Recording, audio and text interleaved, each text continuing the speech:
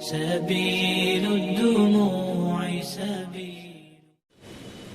تو شعیب علیہ السلام نے کیا کہا؟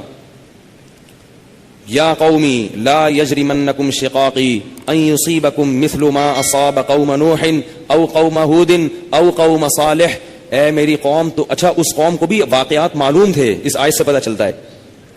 اے میری قوم، ایسا نہ ہو کہ جو عذاب نوح علیہ السلام کی قوم پہ آیا جس کا تمہیں پتہ ہے، یا جو عذاب قوم ہود پر آیا، یا جو عذاب قوم صالح پر آیا، ایسا نہ ہو کہ وہی تم پر بھی آ جائے. اور یہ بھی کہنے لگے وما قوم لوط منکم ببعید، لوط علیہ السلام کی قوم تو بہت قریب ہے تم سے، جا کے دیکھ لو ان کے حالات، وہ تو ابھی ماضی کا قریب کا قصہ ہے. وَيَا قَوْمِ لَا يَجْرِمَنْ وَيَا قَوْمِ اسْتَغْفِرُوا رَبَّكُمْ ثُمَّ تُوبُوا إِلَيْهِ. اے میری قوم اعتراضات چھوڑ دو، استغفروا ربکم، رب سے توبہ استغفار کرو. دیکھو وہ لوگ استغفار کا مطلب سمجھتے تھے، ہم لوگ استغفار کا مطلب نہیں سمجھتے. جب شعیب علیہ السلام نے کہا استغفار کرو تو ایسا تو ان کے لیے تو بڑا آسان تھا، ایک تسبیح استغفار کی صبح پڑھ لیتے، ایک تسبیح شام کو پڑھ لیتے. کہتے اتنی سی بات ہے تو ہمیں تو نماز پہ ویسی کوئی اعتراض نہیں، تو استغفار کی ایک تسبیح پہ کیا اعتراض ہوگا. وہ سمجھتے تھے کہ استغفار کا مطلب ہے گناہ سے توبہ، جو ڈنڈی مار رہے ہیں یہ چھوڑیں اور پھر اللہ سے توبہ کریں. یہ والی توبہ آج کل مارکیٹ سے کیا چل رہی ہے؟ بہت سی چیزیں مارکیٹ میں شارٹ ہو گئی ہیں بھائی. لوگ چینی کو روتے ہیں، یہ شارٹ ہو گئی، وہ شارٹ ہو گئی، وہ بھائی بہت ساری چیزیں شارٹ ہوئی ہوئی ہیں. تو یہ والی توبہ آج کل مارکیٹ سے کیا چل رہی ہے؟ شارٹ چل رہی ہے. استغفار استغفر اللہ، ڈرامہ دیکھ کے بھی استغفار ہو رہا ہے، ہائے ہائے کیسا ہو گیا، کیسی ہیروئن ہے، توبہ توبہ، ٹھیک ہے نا، کیسا ہیرو ہے، اتنا گندا گانا، توبہ توبہ استغفر اللہ. تو یہ استغفار چل رہا ہے آج کل. تو استغفار کا مطلب وہ لوگ، بولو بھائی سمجھتے. وہ کچھ لوگ بیٹھے ہوئے تھے نا، ایک بس میں جا رہے تھے، سب ایک بس میں جا رہے تھے، ذرا دیندار تھے وہ، تو سب نے تہیہ کیا بھائی اگر کوئی لڑکی خاتون ماتون نظر آ گئے نا تو استغفار پڑھنا بھائی، ٹھیک ہے نا. کیا کرنا ہے؟ تاکہ نظریں نیچی کر لیں، توبہ استغفار. تو وہ جیسے ہی ایک نے پڑھا نا استغفار استغفر اللہ، تو سب نے کہا کہاں ہے سب نے کیا کہا، وہ لاشعوری طور پر نکل گیا نا کہ چلو استغفار کرنے کے لیے دیکھ تو لے. بولے بتا یار کہاں ہے کہاں. تو وہ لاشعوری طور پر ہوتا ہے بعض دفعہ. تو شعیب علیہ السلام نے کیا کہا؟ استغفروا ربکم ثم توبوا الیہ ان ربی قریب مجیب ان ربی رحیم ودود. ایک جگہ فرمایا رحیم بھی ہے اور بہت محبت کرنے والا ہے. ودود محبت کی سپرلیٹو ڈگری ہے، بہت محبت کرے گا تم سے، بہت زیادہ محبت، اتنی محبت کہ اس کے لیے تم نے گناہ چھوڑ دیا بھائی، بہت محبت کرے گا.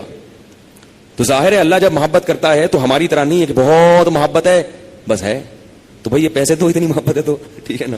آپ کو کوئی دوست پریشانی میں آئے آپ کے پاس، بہت پریشان تھا، اس کو پیسوں کی ضرورت تھی، وہ آپ اس سے کہہ رہے ہیں یار مجھے تمہیں، آپ کو پتہ نہیں تھا کہ ابھی یہ پیسے بھی مانگ لے گا مجھ سے، کہہ رہے یار مجھے تم سے بہت محبت ہے، ایکچولی میں بتا نہیں سکتا، بہت محبت ہے. وہ بڑا خوش ہو گیا بھائی اب تو ٹھیک ہے بھائی. تو کہہ رہے یار مجھے نا 100 روپے کی ضرورت ہے.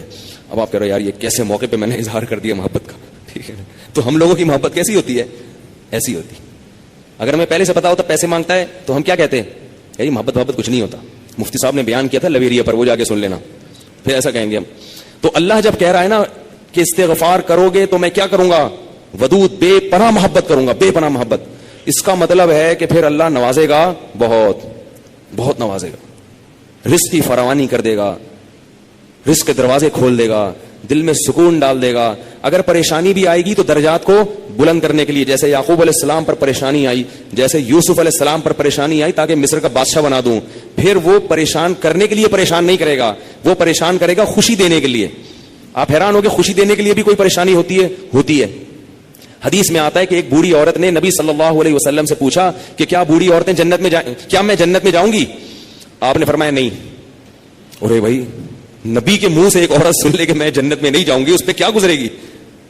اس کا مطلب جہنم کا ٹھپا لگ گیا، اسٹیمپ لگ گئی. اتنی پریشان. خود سوچو کہ جن صحابہ کو جنت پر ایسا یقین تھا جیسے اپنی آنکھوں سے دیکھی. حضرت علی کی ایک روایت ہے کہ میں اگر جنت کو اور جہنم کو اپنی آنکھوں سے دیکھ لوں تو میرے ایمان میں اضافہ نہیں ہوگا. تو جن لوگوں کا ایمان ایسا ہو نبی پر، ایک ایک بات پر وہ نبی کے منہ سے سن لیں کہ میں جنت میں نہیں جاؤں گی، تو اس پہ قیامت نہیں آ گئی ہوگی. رونے لگی، پریشان ہو گئی. کچھ دیر میں نبی نے فرمایا کہ جاؤ گی جوان ہو کے. اس کنڈیشن میں اب یہاں ایک نقطہ اٹھایا ہے کہ بھائی ایسا مذاق کرنا جس سے تکلیف ہو، کسی مسلمان کو تکلیف دینا تو جائز نہیں ہے، تو نبی کیسے تکلیف دے سکتے ہیں؟ اتنی تکلیف میں ڈال دیا بیچاری کو. تو اس کا جواب یہی ہے کہ بعض دفعہ تکلیف کسی بہت بڑی خوشی کا پیش خیمہ ہوتی ہے. نہیں آئی بات؟ اگر پہلے تکلیف میں نہ ڈالا جاتا تو بعد میں جو اس کو راحت ہوئی ہے نا, وہ راحت نہ ہوتی, وہ خوشی نہ ہوتی. اس خوشی تک پہنچانے کے لیے پہلے تھوڑا سا تنگ کرنا ضروری ہے, ورنہ وہ خوشی نہ ہوتی.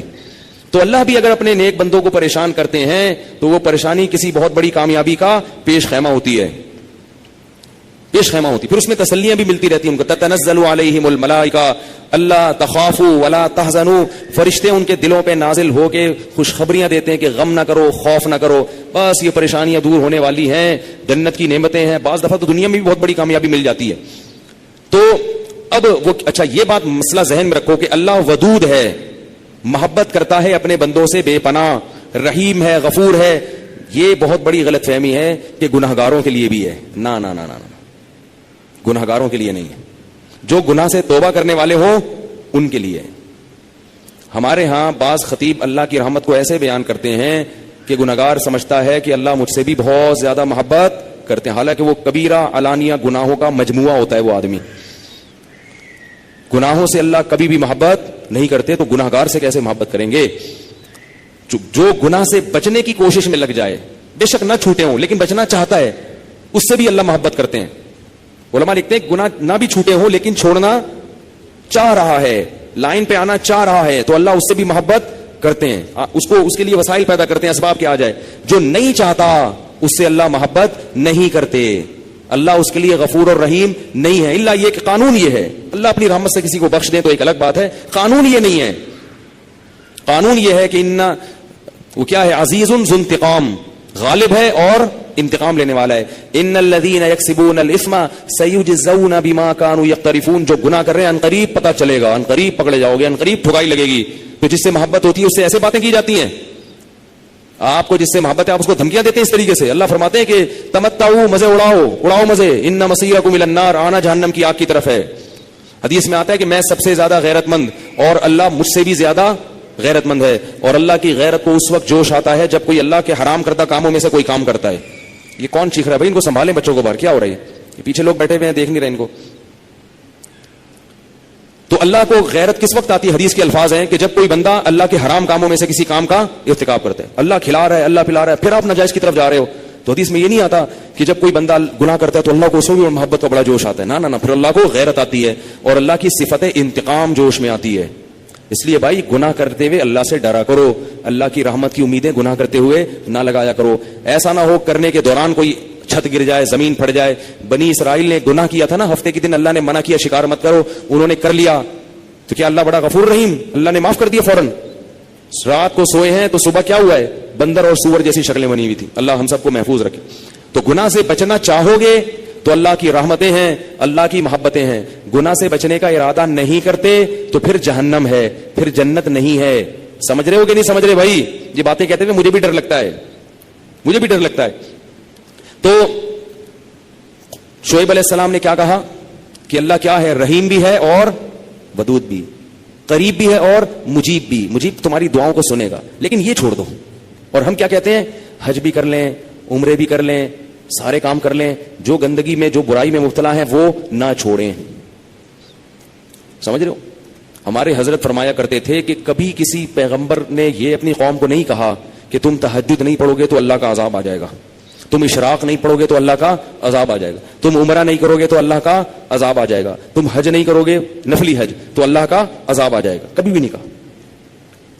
کیا کہا ہے؟ شرک چھوڑ دو, قطع رحمی چھوڑ دو, رشتہ داری توڑنا چھوڑ دو, اور کیا, ناپ تول میں کمی چھوڑ دو, لڑکوں سے بدفعلی چھوڑ دو, زنا چھوڑ دو. سمجھ رہے ہو؟ سود لینا چھوڑ دو, ورنہ اللہ کے اعلان جنگ ہے تمہارے خلاف. سودی بینک میں جاب کرنا چھوڑ دو, کیونکہ نبی نے فرمایا سود لینے دینے والا لکھنے والا بھی ویسا ہی ہے. آپ مینیجر بن کے بیٹھے ہوئے ہیں بینک میں باقاعدہ, لیکن عمرے ہو رہے ہیں, نفلی حج بھی ہو رہے ہیں, گناہ نہیں. عمرے کی اپنی حیثیت ہے, بہت بڑی عبادت ہے عمرہ, خاص طور پہ رمضان میں عمرہ تو حج کے برابر ہے, ایک روایت میں آتا ہے, بہت فضیلت ہے. لیکن یہ عمرہ آپ کو اللہ کے عذاب سے نہیں بچا سکتا جب تک اپنی ناجائز کاموں کو نہیں چھوڑو.